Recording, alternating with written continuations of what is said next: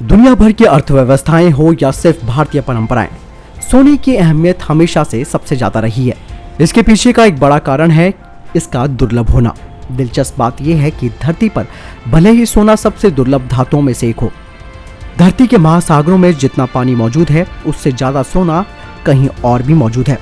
ये जगह है हमारे सौर मंडल का केंद्र यानी कि सूरज। सदियों पहले वैज्ञानिकों ने सोने के इस भंडार का पता लगाया था। इसके पीछे कई वजह भी छुपी हैं। एस्ट्रोनॉमी मैगजीन की एक रिपोर्ट के अनुसार साल 1859 में एक रात जब मशहूर केमिस्ट और गुस्टाव ने जर्मनी में मैनहीम शहर में एक आग बढ़ती हुई देखी थी और ये आग उनकी लैब से 10 मील दूर थी। इस घटना के बाद उनको आइडिया आया तो उन्होंने एक स्पेक्ट्रोस्कोप को बना डाला। इस डिवाइस की मदद से रोशनी को अलग अलग वेवलेंथ में बांटकर केमिकल एलिमेंट्स को पहचाना जा सकता है।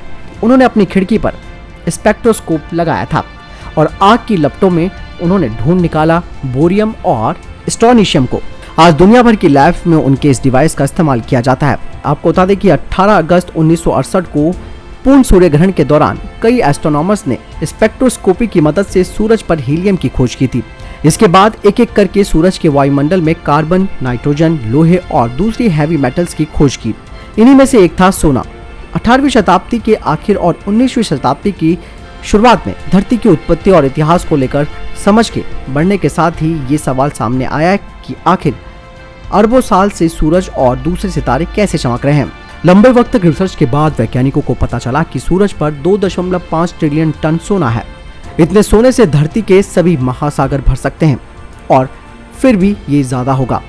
एक और दिलचस्प खोज आगे चलकर की गई जिसमें पाया गया कि धरती पर आज मौजूद सोना सूरज जैसे सितारों के न्यूट्रॉन स्टार बनने और फिर आपस में टकराने के बाद पहुंचा था। दरअसल जब कोई सितारा अपने जीवन के आखिरी चरण में होता है तो उसकी कोर ढह जाती है और फिर सुपरनोवा विस्फोट होता है।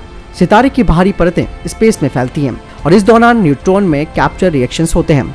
इनमें से पैदा होते हैं लोहे से भरे ज्यादातर एलिमेंट्स। जब ऐसे ही दो न्यूट्रॉन स्टार आपस में टकराते हैं तो न्यूट्रॉन कैप्चर रिएक्शन के कारण थोरियम यूरेनियम के साथ साथ सोना भी बनाता है। हमारे ब्रह्मांड बनने के बाद से ही ऐसी कई टकरें हुई हैं और इनसे स्पेस में सोना फैल गया जो हमारी धरती पर आ पहुंचा। यानी सोना सिर्फ इसलिए खास नहीं है क्योंकि ये धरती पर दुर्लभ है, बल्कि इसीलिए भी क्योंकि सीधे सितारों से जमीन पर उतरा है। तो दोस्तों, आपने जाना कि सूरज पर मौजूद है विशाल सोने का भंडार, लेकिन वही बात है कि किसी भी चीज की अधिकता उसके मूल्य को घटा देती है। इसीलिए जितनी मात्रा में सोना पृथ्वी पर मौजूद है वो ठीक है। और सबसे दुर्लभ बात यह है कि सूरज से सोने को लाना भी नामुमकिन है क्योंकि उसके पास पहुंचना ही इतना आसान नहीं है, क्योंकि सूरज की गर्मी ही उसे कई लाखों किलोमीटर पहले ही ध्वस्त कर देगी।